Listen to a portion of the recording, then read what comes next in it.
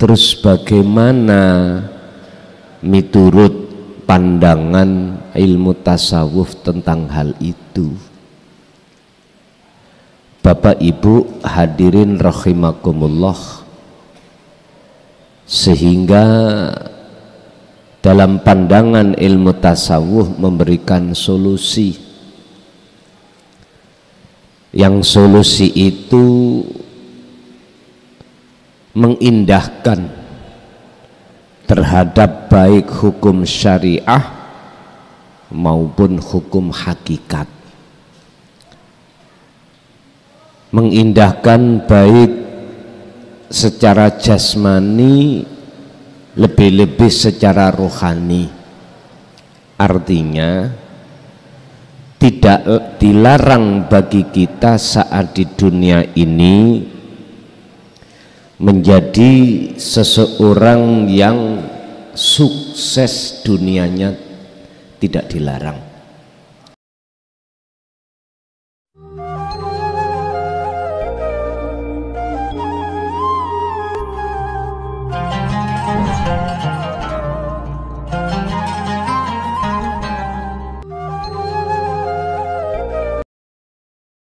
Assalamualaikum warahmatullahi wabarakatuh. Ila hadratin Nabil Mustafa Rasulillahi sallallahu alaihi wasallam wa ala alihi wa azwajihi wa dzurriyyatihi wa qarabatihi wa ahli baitihi wa ashabil kiram wa ila jami'il anbiya wal mursalin wal awliya wa syuhada wa salihin wa tabi'ina tabi'ina salihina ila yaumiddin, khususan ila Syekh Ibnu Athaillah wa furu'ihi wa usulihi wa masyayikhihi wa ahli baitihi wa talamitihi ila akhiriz zaman wa ila abaina wa ummatina wa azdadina wa masyayikhina wa auladina wa azwajina wa dzurriyyatina wa ahli baitina wa jami'i man tabi'ana fi hadzal majlis wa ghairuhum syai'u lillahi lana wa lahumul fatihah.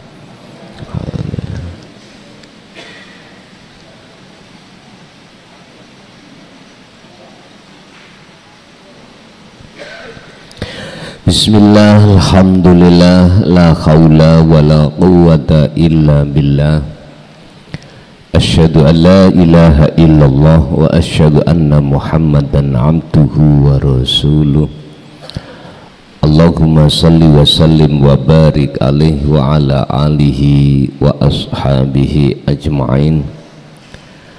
Rabbi syrahli sadri wa yassirli amri wa hlul uqdatam min lisani yafqahu qawli. Qala Allahu ta'ala wa ma arsalnaka illa mubasysyiran wa nadhiran, wa qala aidan illa rahmatan lil alamin. Shadaqallahul adzim. Amma ba'd. Hadratul muhtaramin dumateng para alim, para ulama, asatid wa asatidah, tokoh masyarakat, tokoh agama, sesepuh bini sepuh sewilayah Kota Madya, Surabaya dan sekitarnya. Wabil khusus jamaah yang hadir baik di majelis maupun di luar, kulluhum ajma'in rahimakumullah.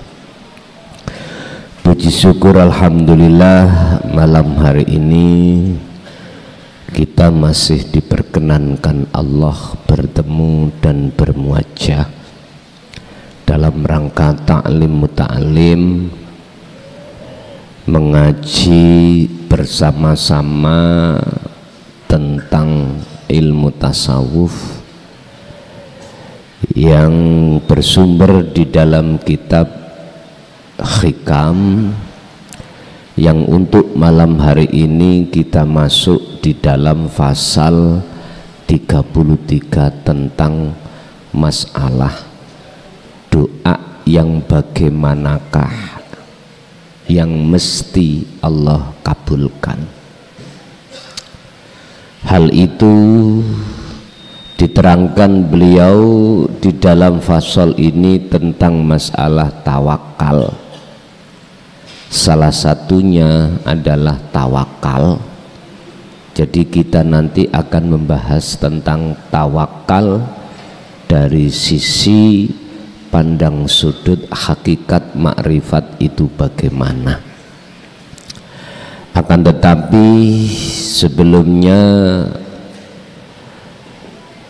sebagai muqaddimah adalah bahwasannya kita di dunia ini, Pak Bu, tidak laki-laki, tidak perempuan, tidak yang kaya, tidak yang miskin, seluruhnya itu menginginkan kesuksesan hal-hal yang berkenaan dengan duniawiyah, seluruhnya. Lebih-lebih kita yang sudah masuk di masa rumah tangga, berbagai macam kebutuhan yang harus kita siapkan untuk anak istri kita, berbagai persoalan problematika yang sangat majemuk di tengah-tengah masyarakat. Terus bagaimana miturut pandangan ilmu tasawuf tentang hal itu? Bapak Ibu hadirin rahimakumullah, sehingga dalam pandangan ilmu tasawuf memberikan solusi, yang solusi itu mengindahkan terhadap baik hukum syariah maupun hukum hakikat, mengindahkan baik secara jasmani, lebih-lebih secara rohani. Artinya tidak dilarang bagi kita saat di dunia ini menjadi seseorang yang sukses dunianya, tidak dilarang. Wala tansa nasibaka minad dunya, dan nikmatilah apa perkara-perkara yang berkenaan dengan duniawiyah. Ini kebutuhan jasmani Bapak. Tapi satu hal Allah menjelaskan di dalam surah Al-Qasas itu, jangan kau lupakan urusan ruhaniyahmu, yaitu urusan yang ada kaitannya dengan akhirat. Wabtaghi fima ataqallah darul akhirah. Ini Bapak Ibu. Sehingga inilah pentingnya mengapa kita harus menjadi seorang muslim yang kafah, yang sempurna, ada di situ. Akhiratnya kita utamakan disebabkan karena ini kebutuhan rohaniah yang kekal dan dunianya tidak kita tinggalkan. Makanya umat Islam, saran saya, nggak cukup ketika kita menghadapi persoalan dunia ini kita hanya memakai ilmu syariah saja, nggak cukup.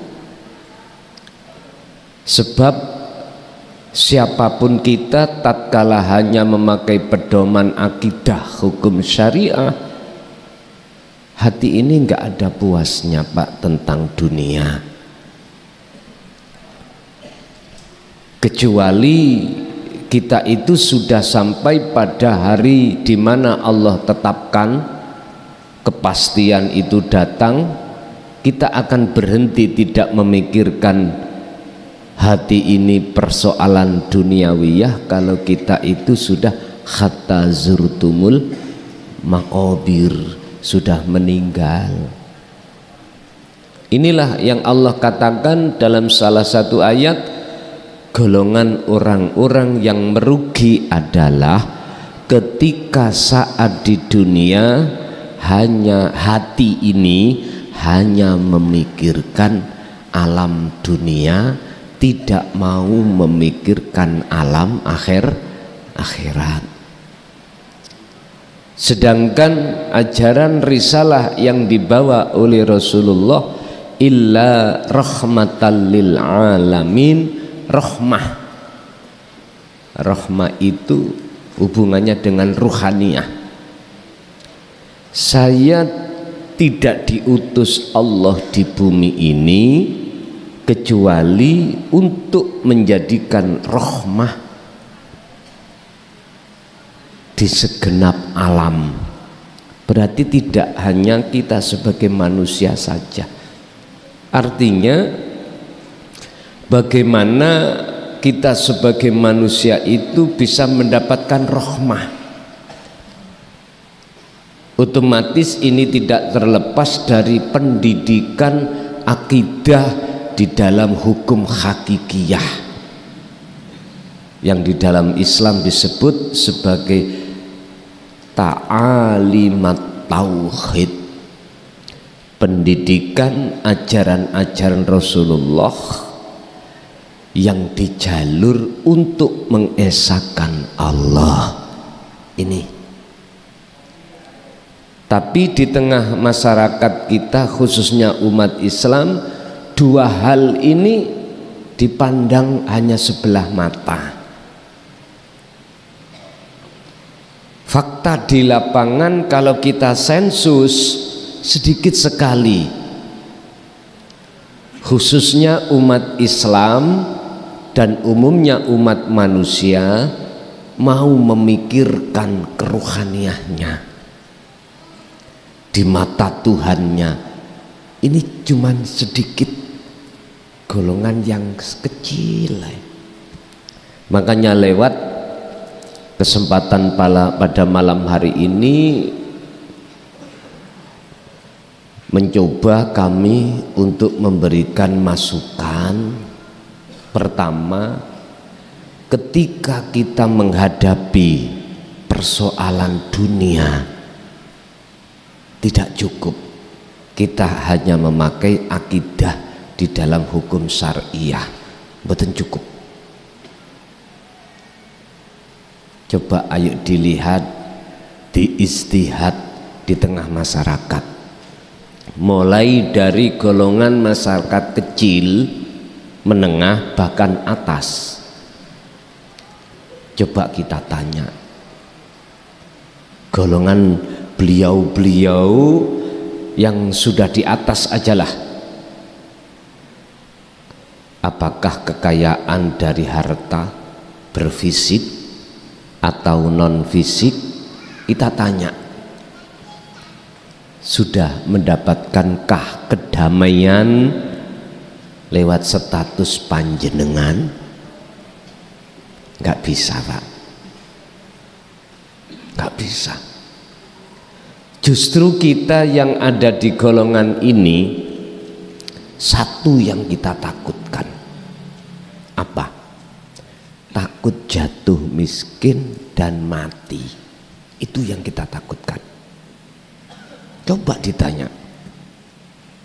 Saya sudah ijtihad, sehingga sebelum memunculkan makalah seperti ini saya tanya-tanya apa persoalannya. Ternyata jawabannya karena kita belum bisa tawakal kepada Allah.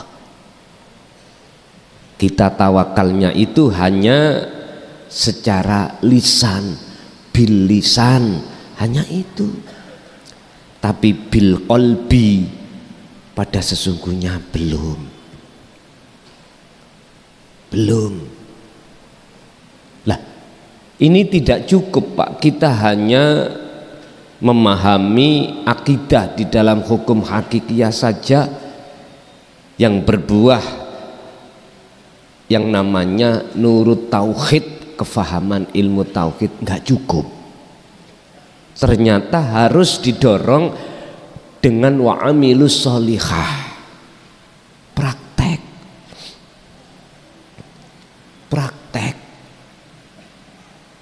dalam sehari-hari kita. Bagaimana yang namanya tawakal yang sebenarnya, bagaimana kita menghadapi persoalan dunia, anak sakit, keluarga sakit, kebutuhan mepet, bahkan banyak hutang. Dan itu mayoritas akan menjadikan satu sumber persoalan hati kita semakin jauh terhadap Allah. Jadi tidak yang golongan atas, bahkan golongan bawah pun kita seperti itu. Oleh sebab itu, yang kedua, ikutilah teladan Rasulullah.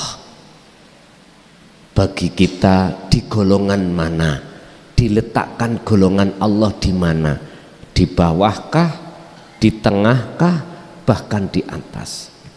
Ikuti teladan Rasulullah, di mana Rasulullah sampun memberikan satu solusi lewat teladan beliau di dalam surah Al-Ahzab itu, liman kana yarjullaha.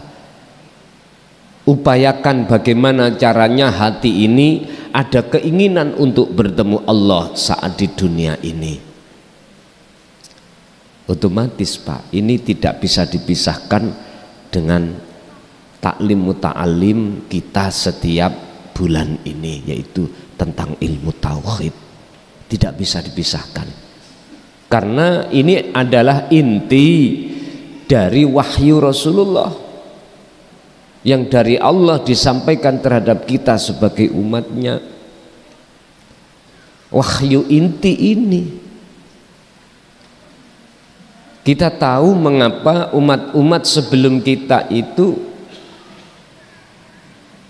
buta akan tentang ajaran ini, karena memang terkesan ditutup-tutupi. Bahkan jikalau ada yang ingin menyampaikan di tengah masyarakat, itu langsung di-cut Pak, lewat makalah yang mengatakan bahwasanya ilmu ini menjadi gila. Kalau belajar ini gila kamu, karena ini tingkatan ilmu para wali. Nggak boleh Pak. Inilah yang Allah katakan dalam surah Ibrahim ayat 3, wa yasudduna an sabilillah. Nafsu dan bolo tentarane nafsu, iblis dan bolo tentarane iblis akan tetap menghalang-halangi terhadap kita sebagai anak cucu Adam, Nabiullah Adam alaihissalam, bahkan sebagai umat baginda Rasulullah Muhammad sallallahu alaihi wasallam. Tidak boleh hati ini untuk mengesahkan Allah. Urusan kita ibadah secara lahiriah didorong Pak. Jangan dikira nafsu itu hanya mendorong hati kita untuk jasad melakukan maksiat. Enggak. Yang lebih halus lagi, nafsu itu tetap mendorong, innan nafsa la ammaratum bisu, lewat ibadah secara dohiriyah iki Pak. Salat kita diperintahkan salat, al-imtithalul awamir, kita didukung untuk menjalankan perintah, wasdinahin nawahi, wasdinabun nawahi, dan kita didorong memang untuk meninggalkan larangan. Mana sih tanda kalau itu dorongan nafsu? padahal iki ngibadah, bahkan ngibadahnya murni. Nafsu itu mendorong hati, bukan mendorong jasmani. Lah perilakunya jasmani, aslinya perilakunya rohani. Nyun sewu Pak, istilah HP ini tak buka ada gambar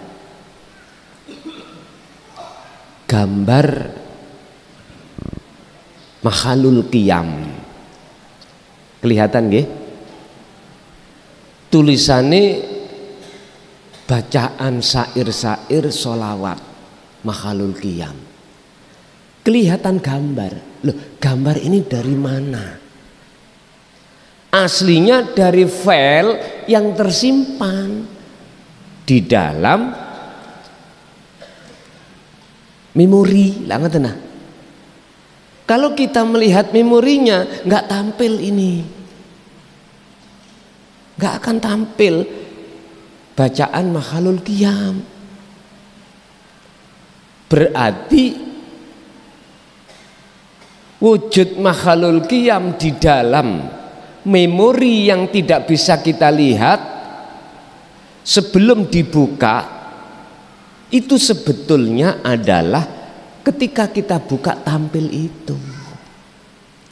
Berarti laku jasmaniah ini pada dasarnya timbul sumber dari laku ruhaniah. Kalau ruhaniah kita kolbin iki min kolbin zahidin, mesti laku dohiriyah iki di mata Allah baik. Tapi kalau hati keadaan kita itu min kolbin rohibin, maka di mata Allah tidak akan baik. Atau saya tarik kalimat ini, sistem ini langsung Allah. Miturut ilmu tauhid yang sudah sampai pada keahatan Allah, apapun yang kita lihat perilaku dohiriyah makhluk ini aslinya perilaku ini Gusti itu kalau sudah sampai kita tarik ke ahad loh Pak ya, aslinya begitu. Terus bagaimana caranya kita itu bisa sampai di situ sehingga namanya tawakal ini nanti betul-betul sesuai dengan Al-Quran.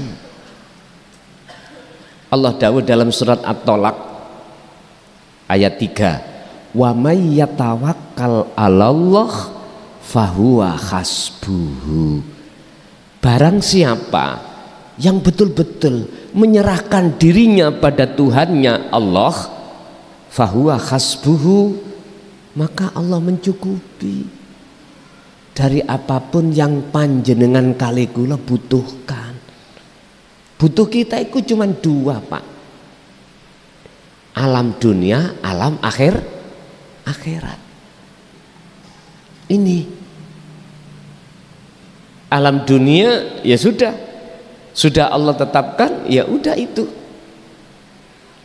Hanya dua ini. Makanya di dalam doa-doa biasanya api ketika di dunia kita mendapatkan persoalan yang gak enak, akhirnya hatiku sakit, panas, kita biar dijauhkan dari api itu. Di akhirat beda lagi. Bapak Ibu hadirin jamaah rahimakumullah, mungkin itu sebagai mokotibah saja. Monggo kita masuk di dalam bab pasal 33.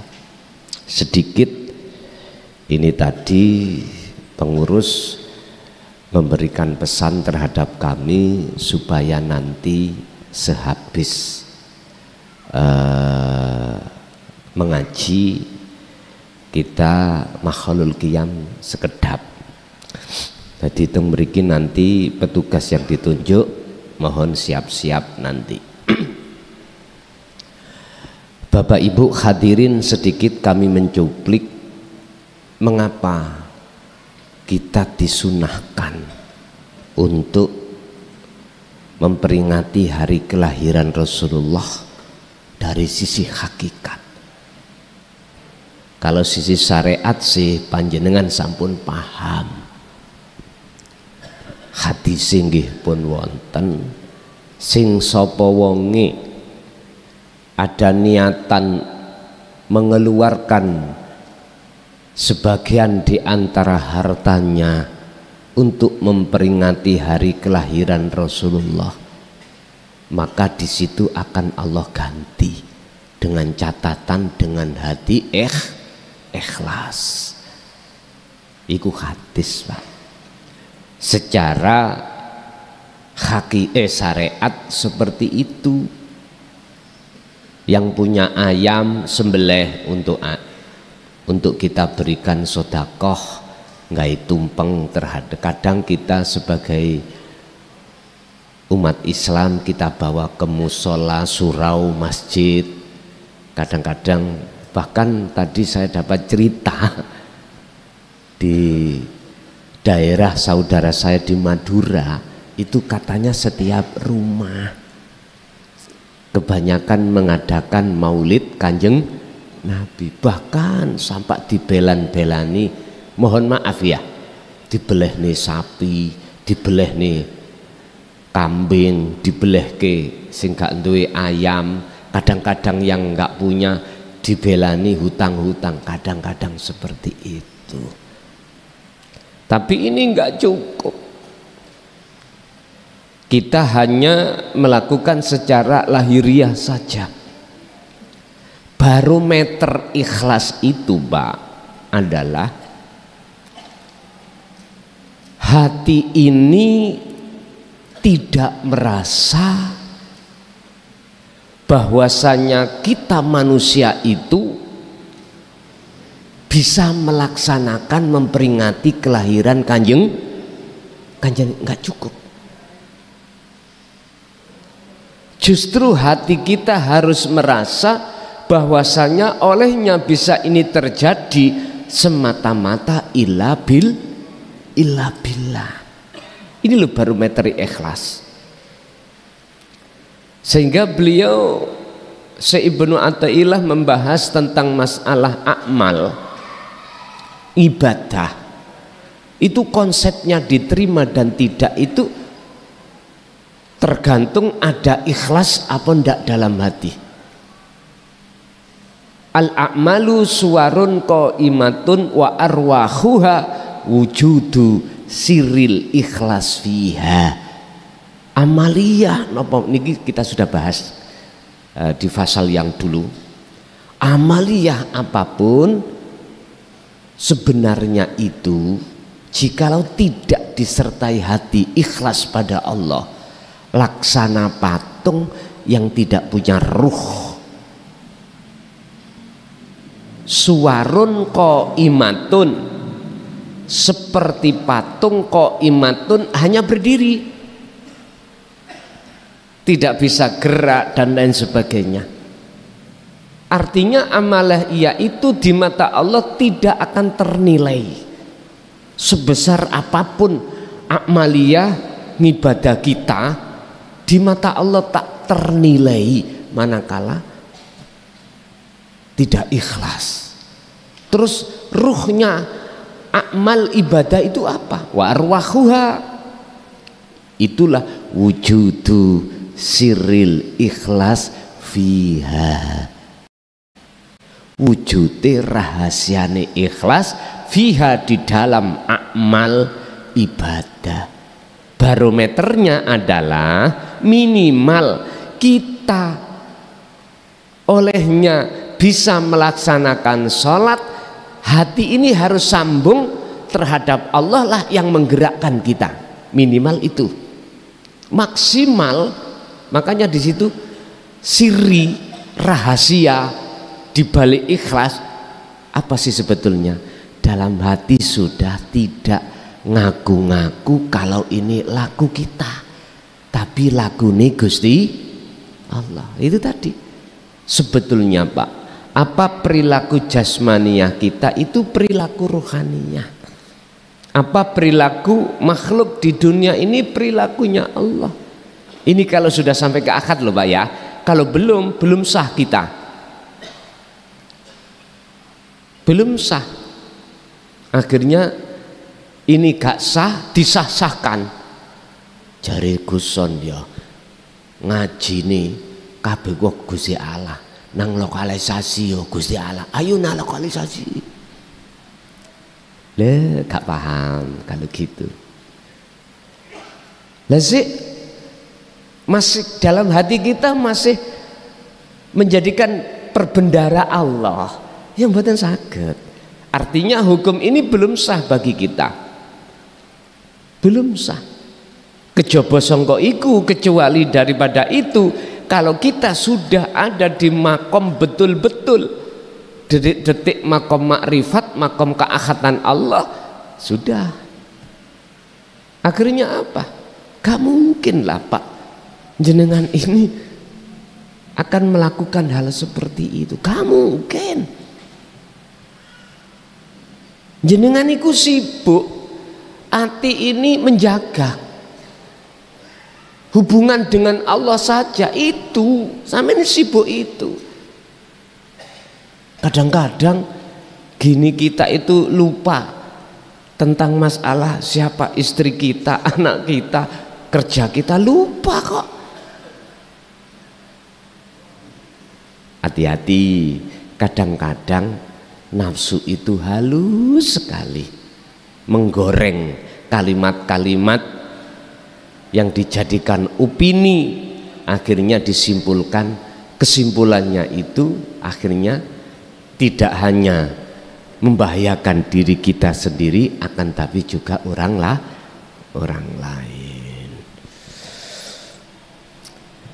Bagaimana pandangan hakikat tentang wulida dan turunake Kanjeng Nabi iki? Ini ada kaitannya dengan surah Al-Anbiya 107. Wa ma arsalnaka Muhammad illa rahmatal lil alamin. Muhammad, aku tidak akan mengutus kamu di dunia ini kecuali hanya rahmatal lil alamin. Menjadikan rahmat segenap alam. Artinya piye Pak? Gini ki hukum ruhaniyah iki, ajarane ilmu tauhid ini disampaikan beliau, sebab dengan begini yastami'unal qaul fayattabi'una aksan. Mereka ini akan hatinya melakukan sistem di dalam akidah tauhidiyah ini, akhirnya ketika menghadapi persoalan enak gak enak, hati tetap memandang Allah. Akhirnya hati bagaimana? Tentrem Pak. Alladzina amanu wa tatma'innu qulubuhum bizikrillah. Hati-hati beliau itu keadaan tentram itu sebabnya apa? Bizikrillah. Sebab beliau itu selalu menjaga hati, hubungan langsung terhadap Allah, yaitu zikir yang kumaksud. Kita secara syariat boleh, dan bahkan ini disarankan untuk membaca isi-isi syair di dalam Makhlul Qiyam. Dan itu juga ada dasar kita boleh untuk mengeluarkan sodakoh dengan seikhlas kita memperingati kelahiran Rasul, tapi yang jelas inti daripada Rasulullah diturunkan di bumi itu rahmah. Istilah hati kita yang asalnya gelap di mata Allah menjadi terang. Bahasa hakikat ilmu tauhid inilah Pak, disampaikan di jagate ati panjenengan supaya kita ruhaniyah ini mau menerima dan mengamalkan Karena dengan sebab inilah sumbernya nafsu di dalam diri kita akan ketakutan. Apalagi jenengan kali kula mau melaksanakan petunjuk-petunjuk sebagai amaliyah di dalam akidah tauhidiyah ini. Akhirnya kalau kita sudah melakukan ini, geser tuh akhirnya nafsu dari hati jenengan, geser. Makanya Allah katakan ada 3 makom yang tidak bisa umat manusia lupakan. Iki khusus makom orang-orang yang hatinya sudah bisa menerima tauhid. Pertama, muraqabah. Kemarin sudah saya tulis sekalian. Makom di mana hati terasa Allah itu dekat banget. Karena apa? Karena kita merasa dilayani Allah. Kedua, makom fana. Makom di mana Allah akan membumi hanguskan kegelapan hati. Hati gelap disebabkan adanya wujud selain Allah yang bersarang di dalam negara hati kita. Caranya Allah bagaimana? Membumi hanguskan, dinyalakanlah nur makrifat. Faktornya adalah kita selalu berzikir dalam kondisi apapun. Kita selalu sadar di kondisi apapun terhadap siapa sebetulnya yang melayani kita. Dalam bernafas siapa yang mengeluarkan dan masukkan. Dalam hal melihat siapa, dalam hal mendengar suara telinga siapa, dalam hal yang menidurkan kita, membangunkan kita, menggerakkan darah, memfungsikan jantung, ginjal siapa. Hati itu selalu sambung terhadap Allah Subhanahu wa ta'ala. Fana sudah enggak ada istilah wujudnya makhluk termasuk dirinya. Akhirnya dengan alasan begitulah unsur Allah tarik ruhaniyah ini ke alam yang ketiga, makrifat. Udah. Kalau di sini tergantung Allah. Kita diposisikan di mana? Di khoskah? Di khawasul khawaskah? Itu urusan Allah. Kalau di khos gak mungkin kita akan bisa untuk komunikasi kepada yang lain, gak bisa. Karena di khos ini baik akal maupun hati, ruh ini Allah genggam. Laksana orang tidur gak bisa kita ajak bicara. Kalau Allah taruh di khawasul khawas, ini justru sebaliknya. Hati nggak bisa diajak untuk berkomunikasi tentang dunia, walaupun akal itu masih bisa diajak komunikasi. Hati hanya berkomunikasi kepada Allah aja. Inilah golongan orang arif yang seperti ini.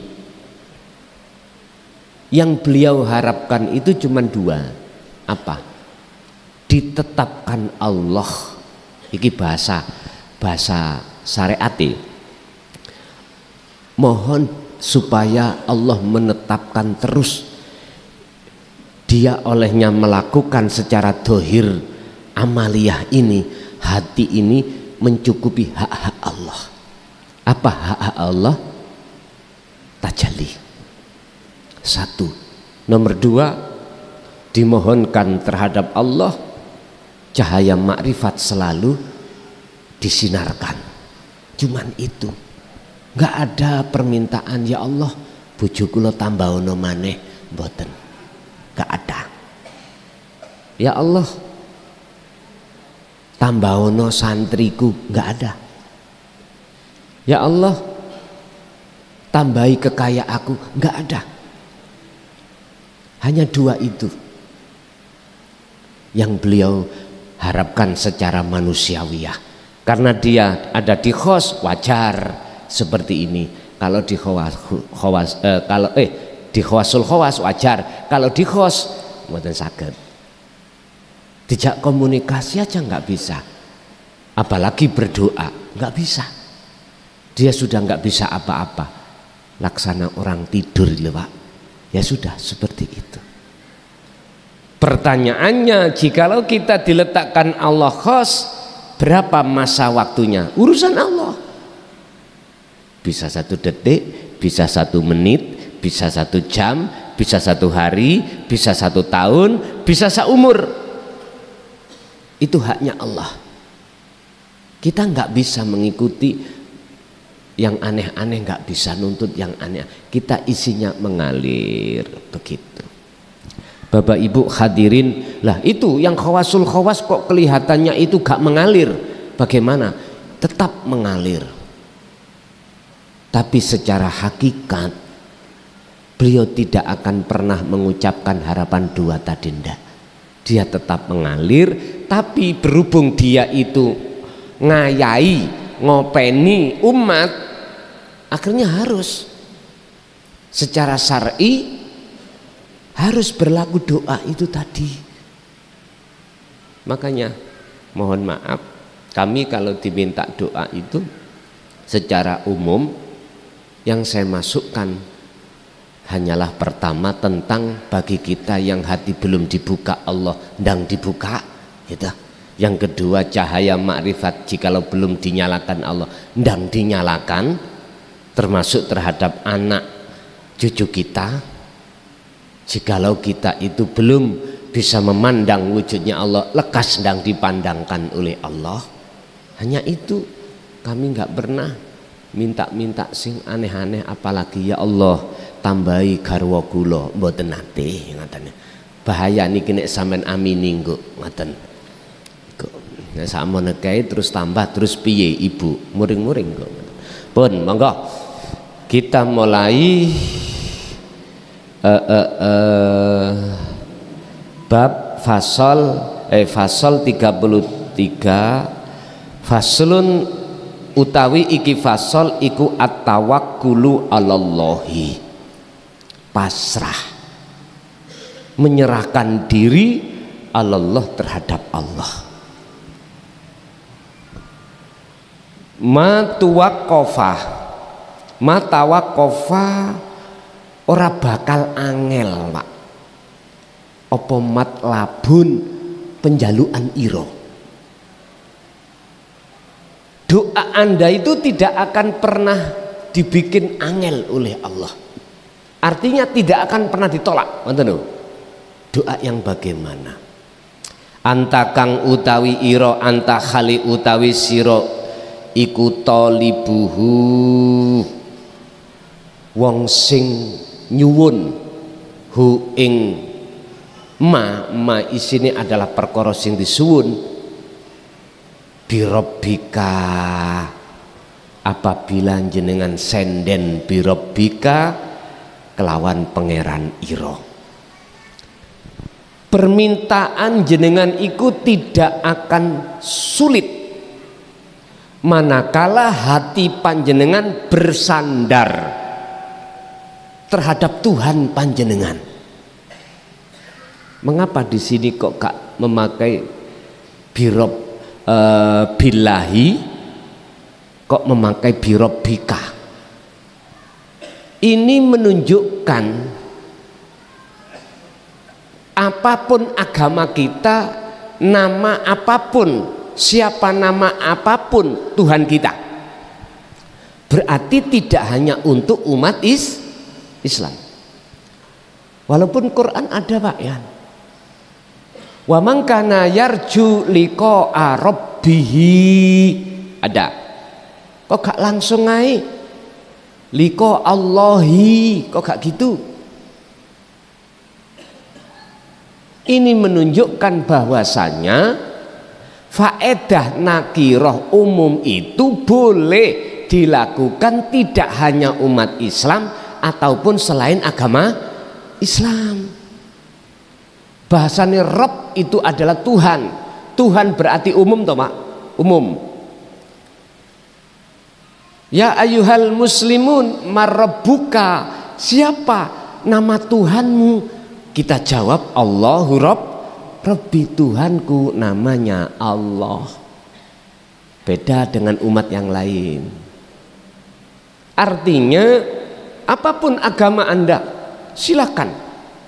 Yang terpenting ketika Anda berdoa, hati itu bersandar kepada Tuhan. Bahasa khusus kita umat Islam, wajib hati sampean iku makrifat. Makanya mengapa Allah di dalam Al-Quran itu mengatakan ud'uni, ada ya mutakalim, menunjukkan keahatan Allah. Dan di situ ada syarat yang disembunyikan. Jikalau, loh, apa syaratnya? Jikalau kau betul-betul mintanya padaku, berarti kudu ketemu toh, kudu ketemu dulu. Yo astajib, ini sebagai jawab, maka mesti saya kabulkan. Berhubung kita umat Islam khususnya Pak, fakta, saya katakan fakta di lapangan ini, tidak hanya saya katakan ini bahasa kabar hoak apa hoak itu, hoak enggak. Fakta di lapangan kita umat Islam mayoritas jarang dididik hati ini tentang tauhid untuk mengenal dan bertemu Allah. Jarang. Hati lo maksud saya, bukan jasmani, hati. Inilah persoalannya Pak. Sehingga kita itu ketika menghadapi persoalan dunia mesti ada rasa khawatir, rasa takut, rasa gelisah. Gimana anak nasib saya besok yo? Ini saya suruh mondok kok ndak mau. Sudah saya letakkan pondok 1 bulan pulang, ganti pondok pulang lagi, ganti pondok, udah. Akhirnya minta sekolah umum. Ketika sekolah umum kena, mohon maaf ya, pengaruh teman-temannya di dunia. Ya ngoten kuwi. Mikir toh Pak kita sebagai orang tua. Beh, gimana yo nasib anakku nanti. Nah, ini mesti Pak berpikiran terhadap kita masuk dalam persoalan. Padahal yang kita bahas tentang tawakal ini nanti Gusti Allah itu dawuh ngenten. Umpama bahasa ikhtifa ya. Bahasa ringkesnya, lah apa kuwi ngurusi persoalan wis sing tak urus. Ngoten Gusti Allah. Kan semua walillahil masyriq wal maghrib itu kan Allah yang ngurus Pak. Bahkan tingkatan hewan yang melata itu Allah sing ngurus. Rezekinya yang menanggung Allah, nasibnya yang menanggung Allah. Lapo si awakmu iku melok-melok perkara sing wis tak urus. Lho iku Allah negor kita. Terus kalau posisi seperti itu terus gimana kita sebagai orang tua? Bahasa syariat menekankan cukup bagi kita untuk mendoakan biar menjadi orang yang baik-baik saja. Nah gitu toh. Udah itu. Terus apakah di situ kita tidak diperintahkan untuk mengingatkan? Tetap Pak.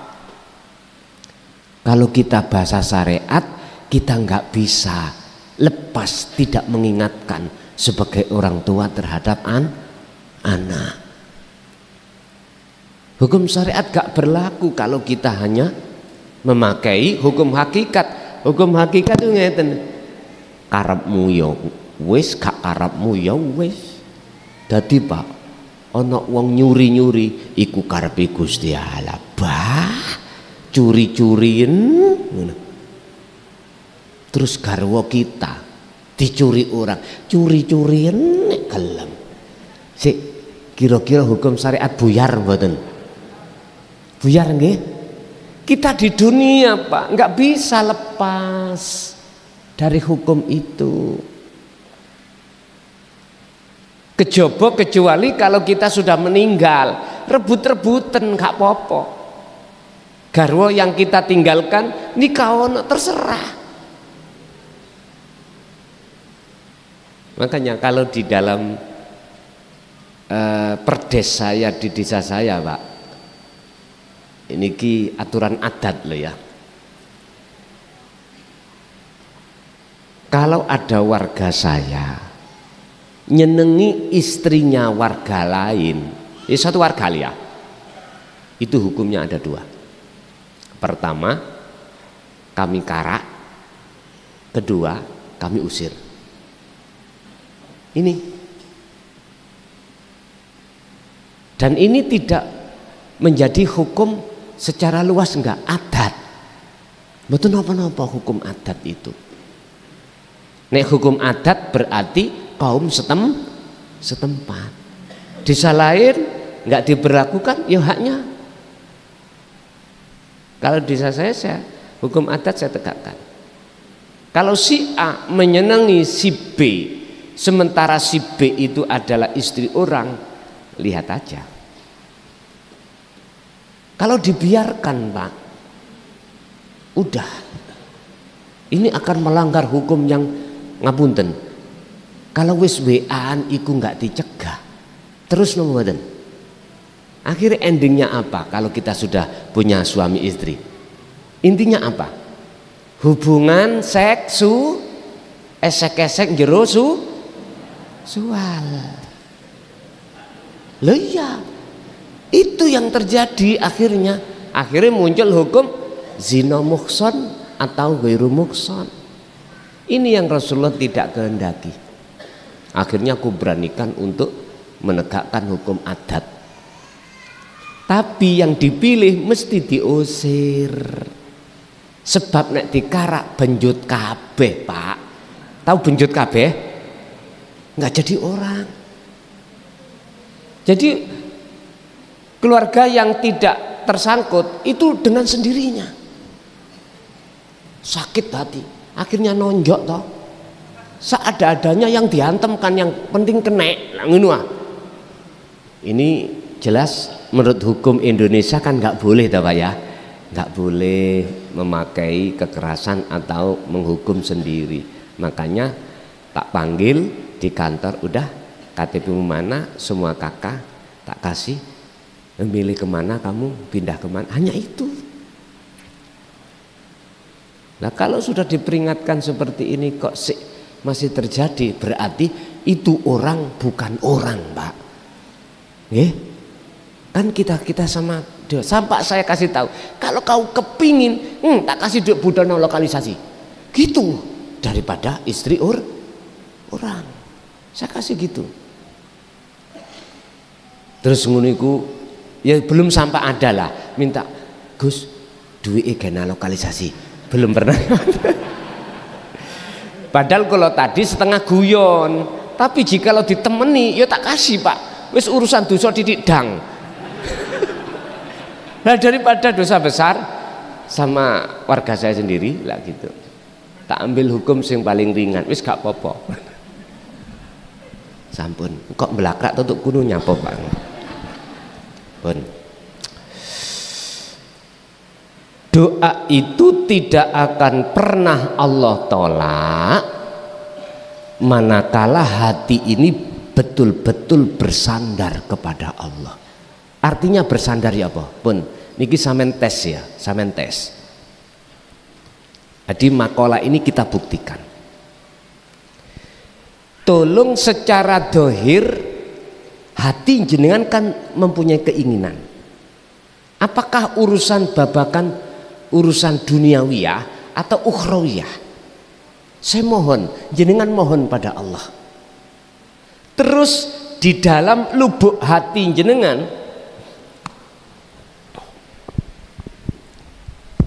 katakan ini kolbun,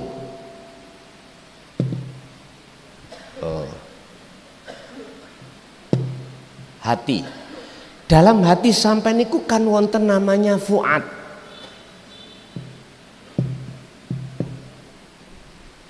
Kalau Kanjeng Nabi dawuh di dalam itu ada ihsan. Mohon maaf kalau ada orang Jawa ya, ada namanya rasa, rasa. Loh, itu sampean bangunkan. Jangan ditidurkan. Di dalam hati sampean itu yang namanya rasa atau fuad atau ihsan, itu jangan biarkan tidur, jangan. Bangun, bangun, bangun. Artinya apa?